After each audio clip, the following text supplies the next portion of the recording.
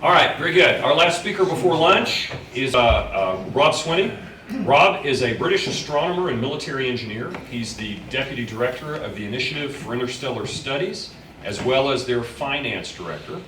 He has a Bachelor of Science degree in Astronomy and Astrophysics at the University of Newcastle upon Tyne. I love the names of their universities. And his Master of Science degree in Radio Astronomy at the University of Manchester. He's a Fellow of the British Interplanetary Society, has been published in Nature and JVIS, and recently returned to the world of academia and research after a fairly distinguished career elsewhere. So I'll turn it over to Rob.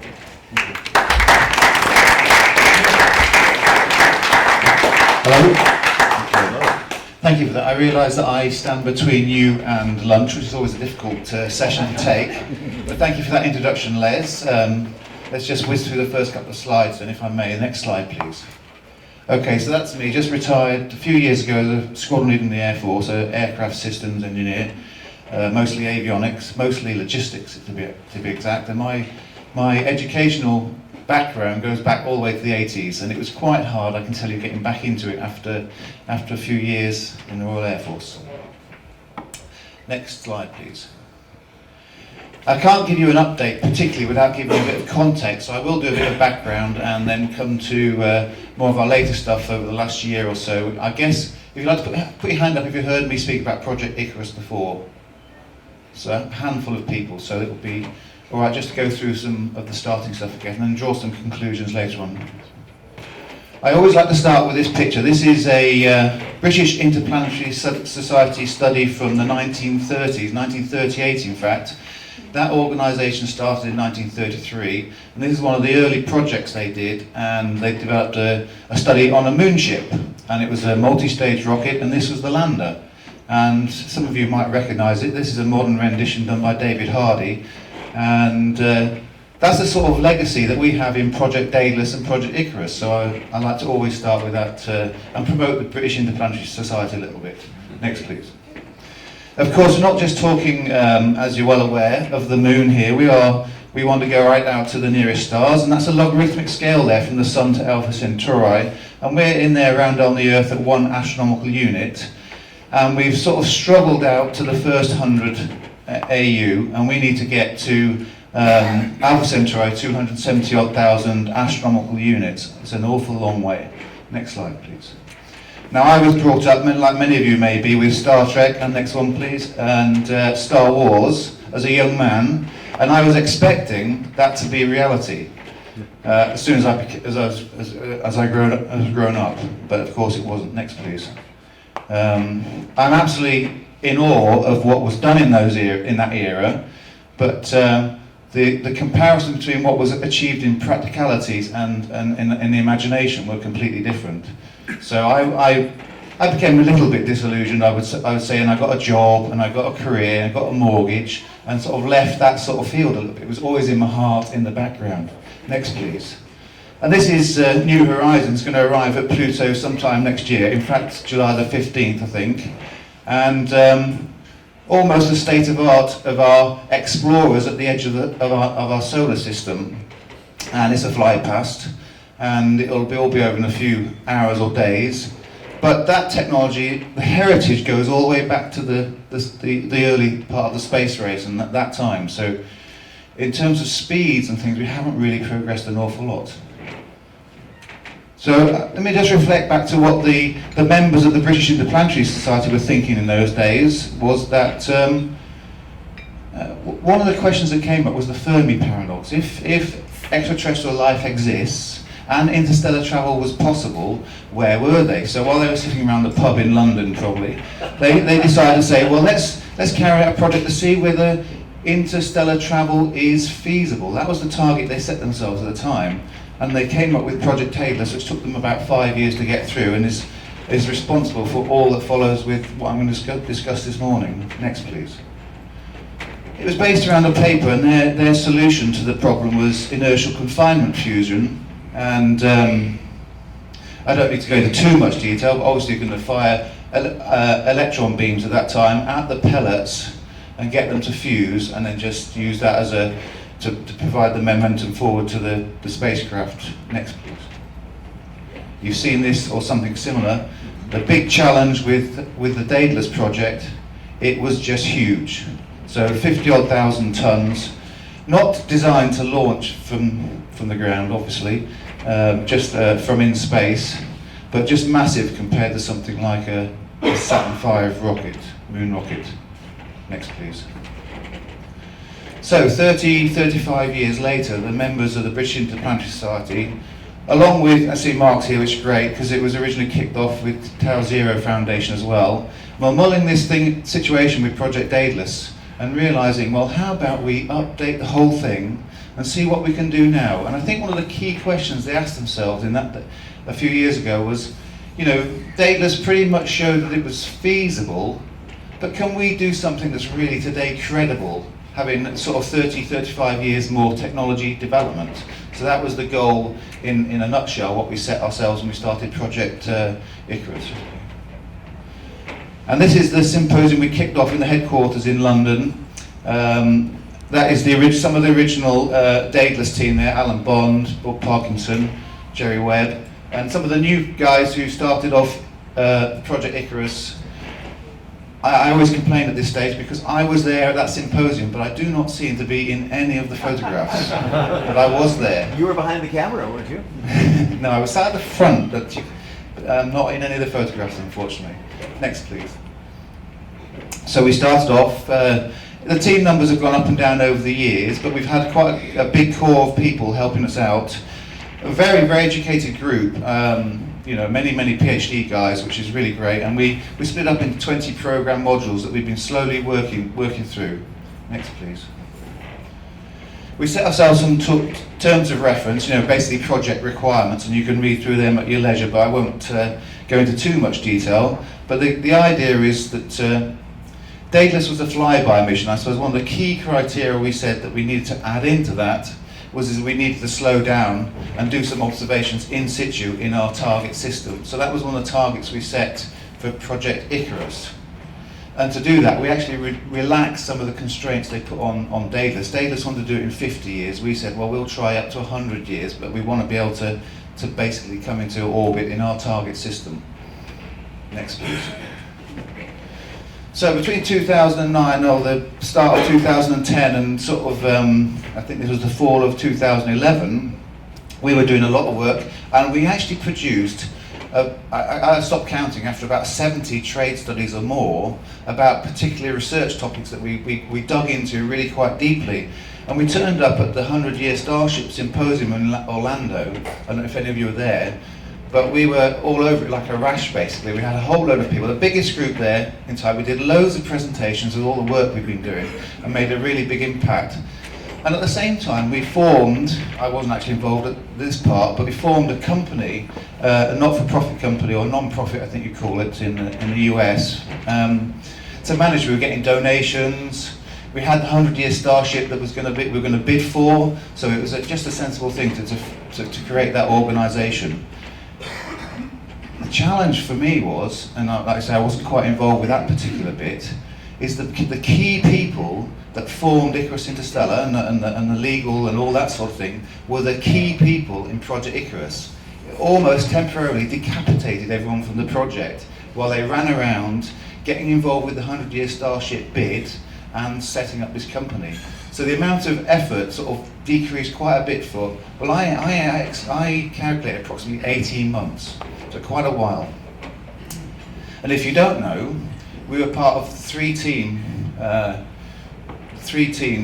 Icarus and two others, that actually won that bid. Now, I don't know if you know any of the background, but didn't quite work out the way we hoped, and we didn't actually benefit from winning the contract in the end. But that's another long story that probably doesn't need to be recorded. And I'm just there on the end somewhere, so I was in that photograph. Next, please.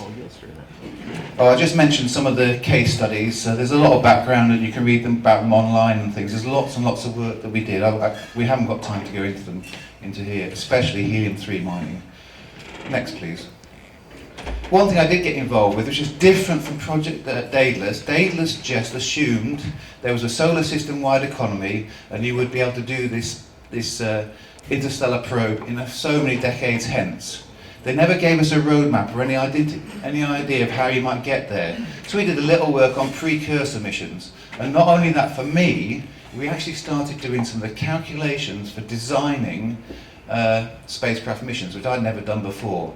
I was actually starting to put figures in equations and sizing the engine, sizing the radiators, the power requirements and all that sort of thing. So we came up with a couple of precursor missions.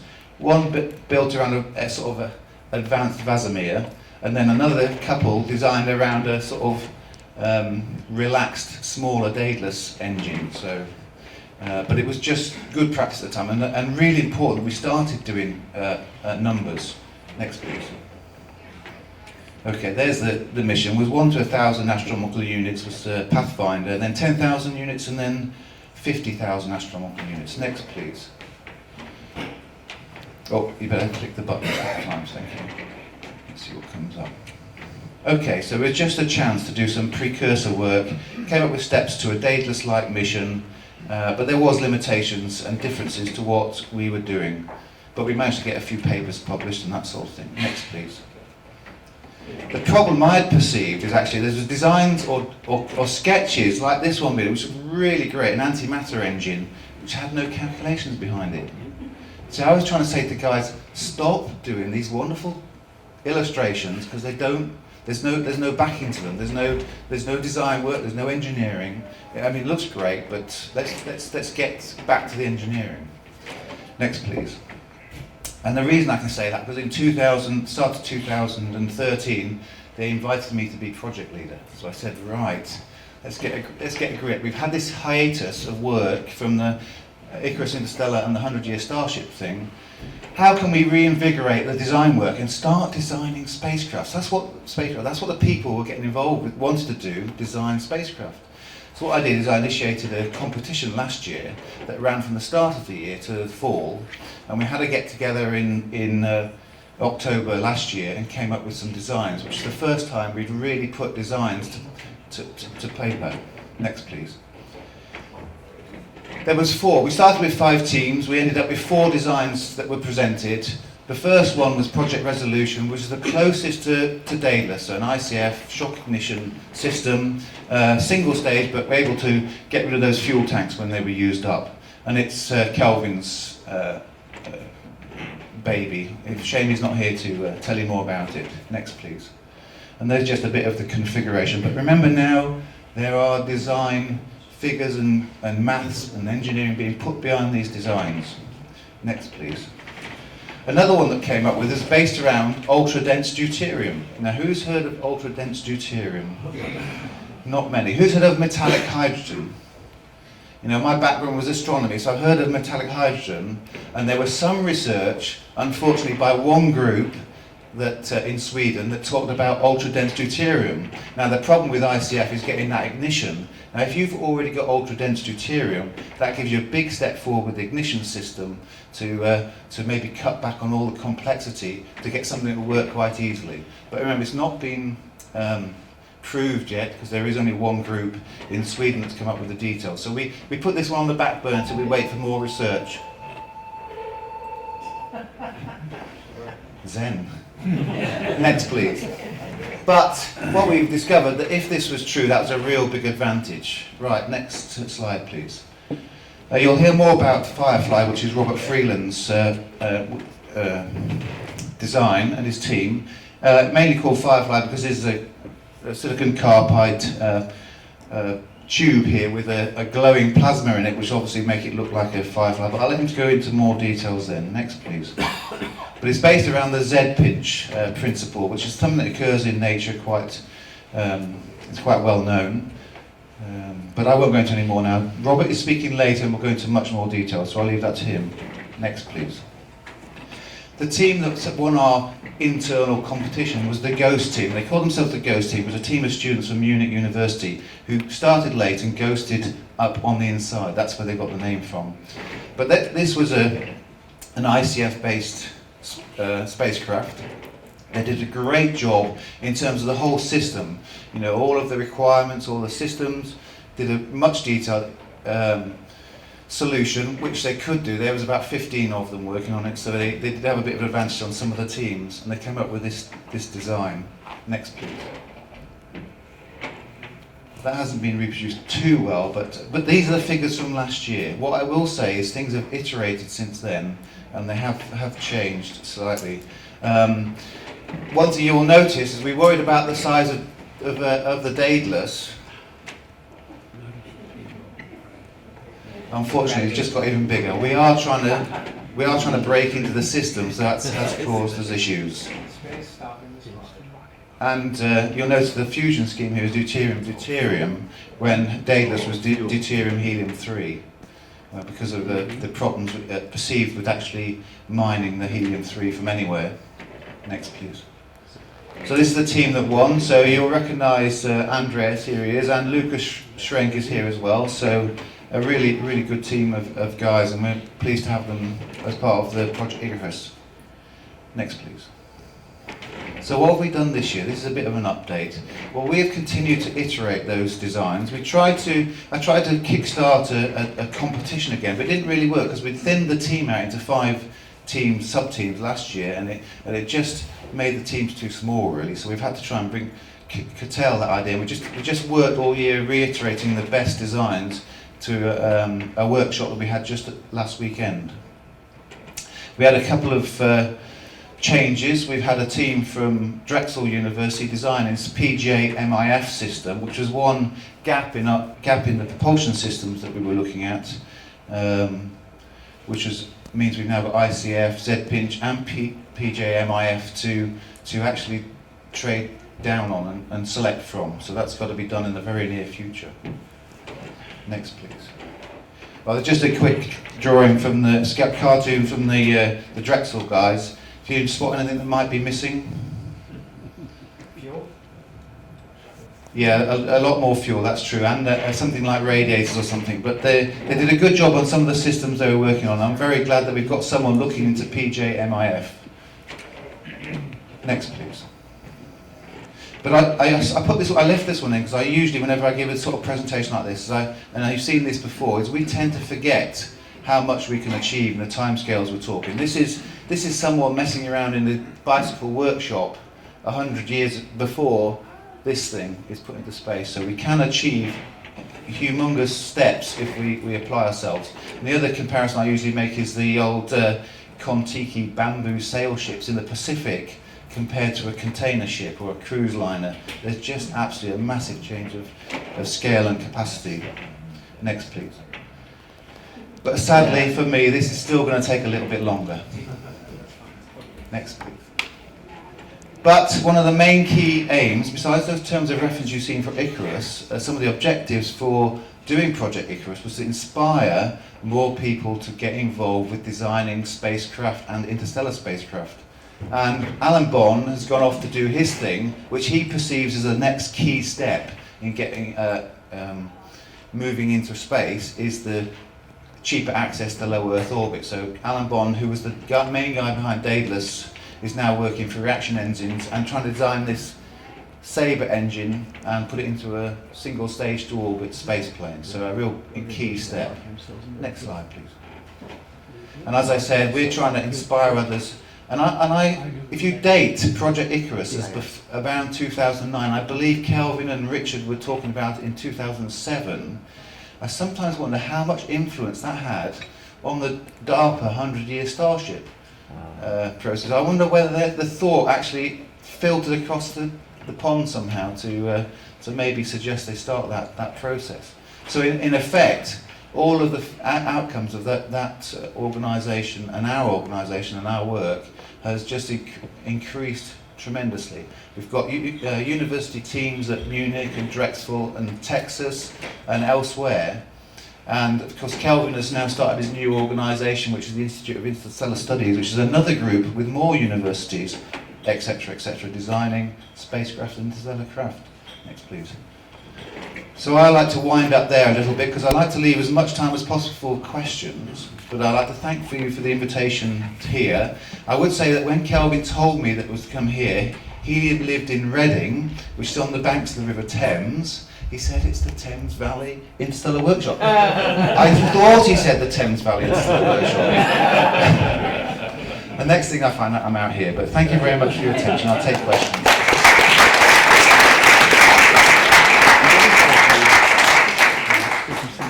Would you like to do the next slide, please, John? Testing. Two questions. One's a fast one. What date now is your projection to have your study done? And two, originally you were talking about showing like a roadmap of how you get there. Will you still be able to do that part too? Yeah, okay, so we started in 2009 and the original plan was to do a 5-year five-year project. And that would be now, effectively. Who's ever been on a project that's been slightly delayed? Okay, so we expect maybe next year. I'm aiming to try and start getting some final reports written by maybe early summer, maybe late spring next year. And we're hoping to have our Icarus Interstellar Starship Congress next summer.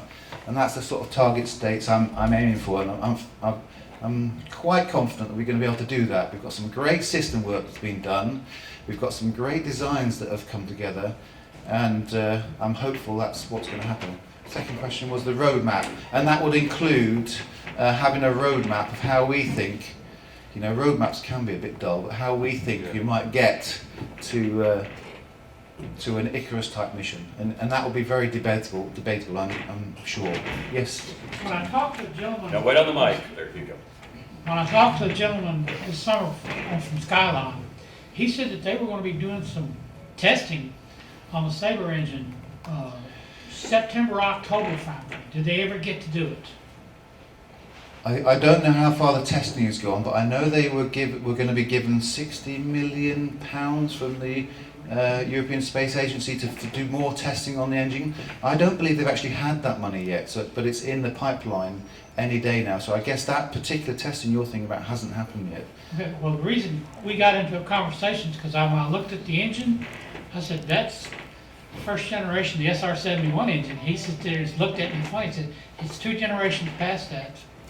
Okay, I'm no expert in the Blackbird or, in fact, indeed, the Sabre engine. But as I understand it, the company and Alan believe they've cracked all the technology issues. It's just a question of funding. If you've got to spare $500 million, they'll be able to do a prototype. Maybe a few billion to do some flight trials, but that might be 2020. Fingers crossed. He was working on the Sabre. The engine specifically was the next thing, and he said that they pretty much cracked all the engineering problems with it. Yeah, so that's exactly what I heard. They think they have cracked all the engineering issues on the Sabre engine, which is the engine that will fly the Skylon. At the back? I got a question. You may have said this and I missed it. You mentioned that there's a series of milestone tests on Project Icarus, like 10 AU, 100 AU, and 1,000 AU, and so forth. When is your first planned major test slash, tested ideas, flights? Okay, just to be clear that if I didn't say it, that the Project Icarus is a theoretical engineering study. So we're going to come up with a set of papers to describe how we think in the few decades hence you might be able to design a fusion spacecraft, and everyone can then debate it or pull it apart or whatever. We aren't in the position at the moment to start saying, well, we're going to test a magnetic nozzle, which we'd very much like to do. And in fact, if there's any experts on magnetic nozzles or know of any experts of magnetic nozzles, please get in touch with me afterwards. That sort of thing, but we're not in a position. Icarus Interstellar as an organisation is now trying to expand into those sorts of areas where we maybe work with universities to start doing some of those works. We've got contacts at, Texas University, Rutgers, and hopefully that will happen in the near future. But does it always come down to funding? Because we have the same problem as everyone, because we're at the moment a volunteer group. Okay, any more questions? All right, thank you, Lucas.